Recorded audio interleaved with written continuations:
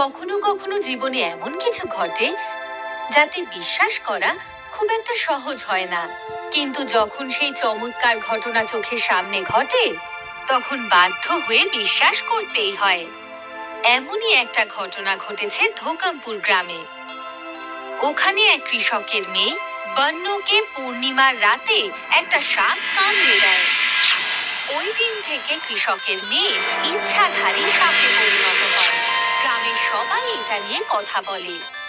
কিছু লোক ওকে বন্য থেকে সাপ আর সাপ থেকে বন্য হতে দেখে ফেলে। তারপরে আর কি, শুধুমাত্র ধোকামপুর গ্রামে নয়, আশেপাশের গ্রামেও এই নিয়ে কথা হতে থাকে। সবাই ওর কাছে এসে ওর পুজো করে, ওকে দুধ, ফল আর মিষ্টি দেয়। ইচ্ছাধারী নাগিনের জয়। হে নাগমাতা, আমার তরফ থেকে এই দুধ স্বীকার করুন। কাকা, আপনার এই ইচ্ছাধারী নাগিন মেয়েকে বলে আমার মনস্কামনা পূরণ করে দিন। আমার মেয়ে বলতে বলছে তোমায়, বলো কি ইচ্ছা তোমার? আমার বউয়ের বাইরে শুকোতে দেওয়া শাড়ি চুরি হয়ে গেছে, সেটা যেন ফিরে পাই।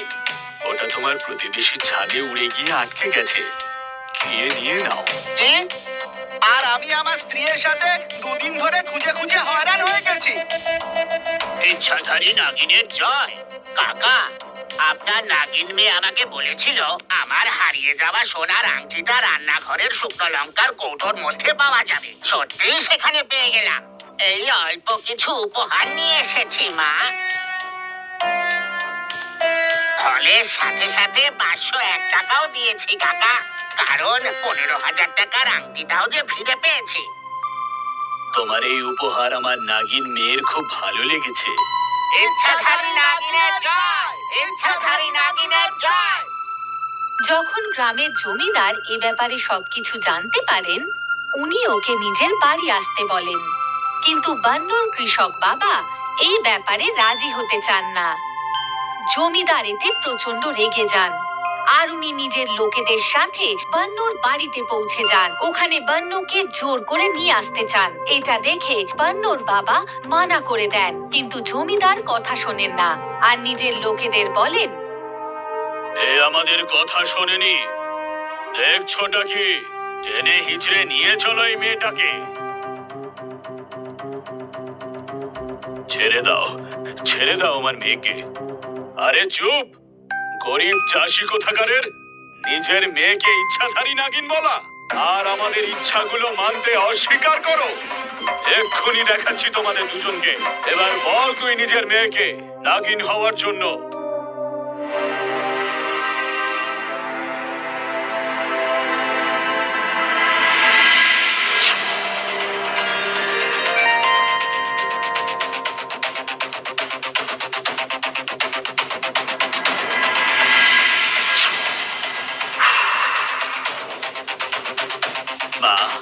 মা, তুই ঠিক আছিস তো?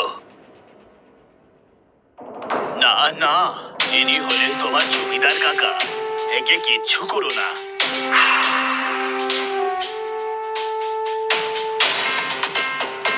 আরে ক্ষমা করে দাও সোনা মা আমার, তুমি সত্যি একজন ইচ্ছাধারী নাগিন। আমাদেরও ক্ষমা করে দিও মা, আমরা তো এসব জমিদার বাবুর কথাতেই। প্রথমবার ভুল হয়েছে, তাইও ক্ষমা করে দিল। যদি পরের বার ভুল হয় তাহলে। না না না, কি তোমাদের চোখের সামনেই ওর নাগিন হয়ে গেল? হ্যাঁ প্রধান মশাই, আমার 4 জন লোক মিলে ওকে ধরে রেখেছিল। হঠাৎই কিছুক্ষণ পর দেখলো যে ওই মেয়েটা অদৃশ্য হয়ে যায়, আর পরে দেখে যে 4 জনে একটা লম্বা নাগিন ধরে রয়েছে। বাহ, এই দৃশ্য আমিও নিজের চোখে দেখতে চাই। ওদের আমার বাড়িতে ডেকে পাঠাও। আমিও তো এই ভুলটাই করেছিলাম। ও আসবে না? ও নিশ্চয়ই আসবে। আমি তোমার মতো রাগ দেখিয়ে নয়, প্রার্থনা করে ডাকবো আর ওকে নিজের চোখে নাগিন হতে দেখবো। আর গ্রাম প্রধান জমিদারের সঙ্গে বান্নর বাবার সাথে দেখা করতে যান। ওনার কথা শুনে বান্নর বাবা বলেন, এমনটা কিছুতেই হবে না প্রধান মশাই। যখন আমি বা আপনি বলবেন তখন ও নাগিনের রূপ নেবে না। হতে তো হবেই রামদিন কাকা, এটা ভুলে যেও না যে তুমি আমার কাছে হাজার হাজার টাকা ধার নিয়েছো। তোমার জমি আর বাড়ি সব কেড়ে নিতে পারি। দেখো রামদিন কাকা, আমার বাচ্চার বউ ওর বাপের বাড়ি গেছে, আমি একা আছি। তাই আপনার কাছে প্রার্থনা করছি যে আপনার মেয়ে কিভাবে নাগিন হচ্ছে সেটা আমি দেখতে চাই। ও কারোর কথায় নাগিন হয় না, নিজের ইচ্ছে অনুযায়ী হয়। হ্যাঁ, পূর্ণিমার সময় মধ্যরাতেও একবার হলেও নিজের নাগিন রূপে আসে, তখনই আপনি ওকে দেখতে পাবেন। তাহলে আর দেরি কিসের? আজকেই তো সেই রাত। নিয়ে এসো তোমার মেয়েকে, অতিথিশালায় নিয়ে গিয়ে বসাবো, খুব খাতির যত্ন করব, তারপর বলবো আজকের রাত এখানেই থেকে যাও। ও মেনে নেবে, আর রাতের বেলা ওকে চুপচাপ নাগিন হতে দেখবো। আমি তো আপনার ঋণ কিছুতেই শোধ করতে পারছি না, কিভাবে বারণ করি বলুন? ঠিক আছে, আমি আমার মেয়েকে আপনার অতিথিশালায় নিয়ে যাব। আর কৃষক নিজের মেয়েকে গ্রাম প্রধানের অতিথিশালায় নিয়ে যান। এত আপ্যায়ন দেখে আর বাবার কথা শুনে আসল কথা না জেনেই বান্নু ওনাদের অতিথিশালায় থেকে যায়। সবাই মাঝরাত হওয়ার অপেক্ষায় থাকে, কারণ আজ পূর্ণিমার রাত, আর মাঝরাতে বান্নু একবারের জন্য হলেও অবশ্যই সাপ হবে। আরে মধ্যরাত্রে তোমরা এখানে কি করছো? কোনো আত্মীয় এসেছে নাকি? তাড়াতাড়ি এসো এখানে। আরে দেখো, ও তো নাগিন হয়ে গেছে।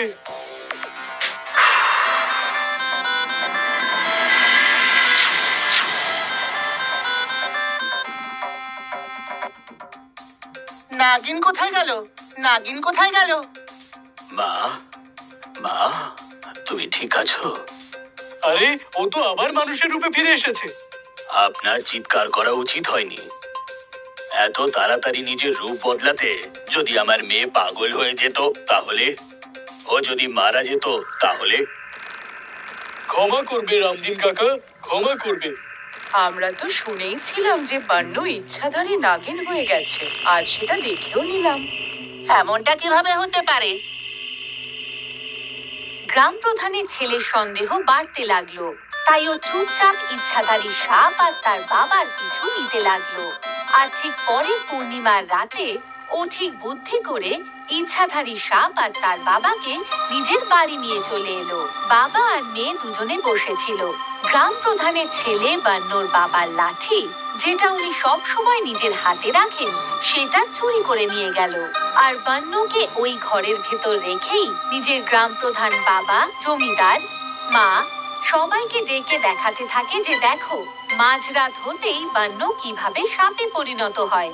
কিন্তু মাঝরাত, তারপরে অনেকটা সময় কেটে গেলেও বান্নু একইভাবে চুপ করে বসে থাকে।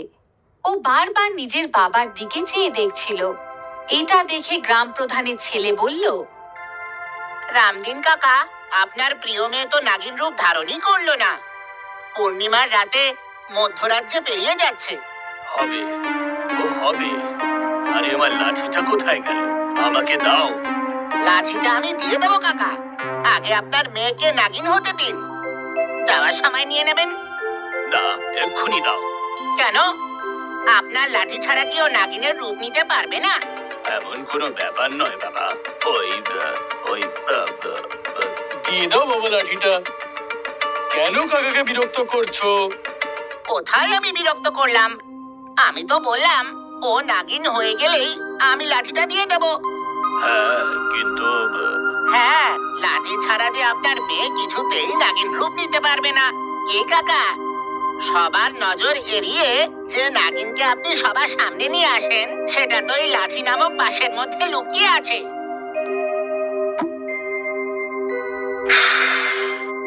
কি ঠিক বললাম তো রামদিন কাকা? তার মানেটা কি বাবা?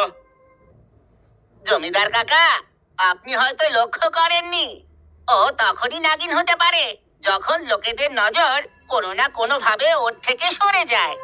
যখন আপনার লোকেরা ওকে ধরে বেঁধে নিয়ে যাচ্ছিল আর ওরা যখন জঙ্গলের মধ্যে পৌঁছলো, তখন রামদিন কাকা নিজের মেয়েকে ইশারা করলো আর ওনার মেয়ে আপনার লোকেদের হাত থেকে পালিয়ে জঙ্গলে লুকিয়ে গেল। তখন এই কাকা বাসের মধ্যে থেকে এই নাগিনকে বার করে নিয়ে এসে আপনাদের লোকেদের উপর ফেলে দিল। আর আপনারা মনে করলেন যে ও নাগিন হয়ে গেছে। এমনই গত পূর্ণিমার সময় যখনই আপনাদের মনোযোগ জানলা থেকে সরে গেল, তখন দরজার সামনে দাঁড়িয়ে থাকা কাকা দরজা দিয়ে এই নাগিনকে ঘরের মধ্যে ঢুকিয়ে দিল। আর ওনার মেয়ে পালিয়ে গিয়ে পর্দার আড়ালে লুকিয়ে পড়লো। আর কাকা যখনই আপনাদের আসতে দেখলো, আর তখনই মামা বলে ঘরের মধ্যে আপনাদের আগেই ঢুকে পড়লো। আর নাগিনকে ধরে এই বাঁশের লাঠির মধ্যে বন্ধ করে দিল। আর পর্দার আড়ালে থাকা সেই মেয়েকে আপনাদের দেখে মনে হয়েছিল যে নাগিন আবারও ওনার মেয়ে হয়ে গেছে। এত বড় বিশ্বাসঘাতকতা, তাও পুরো গ্রামের সাথে। না না মোড়ল কাকা, আমার বাবাকে এভাবে বলো না। আমার বাবার তোমার কাছে আরো অনেকের কাছে অনেক ধার ছিল, যেটা উনি সৎভাবে শোধ করতে পারছিলেন না। এর জন্য যখন আমাকে সাপে কামড়ালো, তখন ওনার মাথায় ইচ্ছাধারী নাগিনের আইডিয়া এলো। বাবা আমাকে বলল এই বাহানায় আমরা সমস্ত ধার শোধ করে দিতে পারবো। ওনার তো কোনো ছেলেই নেই, আর আমাদের সরকারও বলেন যে মেয়েরাও তো ছেলেরই সমান। তাই আমি একটা ছেলের মতো নিজের বাবার ধার শোধ করার জন্য তার সঙ্গ দিলাম। নিজের বাবার সঙ্গ দেওয়া কোনো রকম ঠকানো নয়, এটা তো আমার কর্তব্য ছিল, তাই আমি করেছি। বাহ মা বাহ, মেয়ে যেন তোমার মতোই হয়, যে নিজের কথা না ভেবে নিজের বাবার প্রতি তার কর্তব্য পালন করেছে। এমনই একজন দায়িত্ববান বৌমার আমার দরকার ছিল। রামদিন কাকা, যদি আপনি কিছু মনে না করেন, তাহলে আমি আপনার মেয়েকে আমার ছেলের বউ করে নিয়ে আসতে চাই। আমার এতে আবার আপত্তির কি আছে?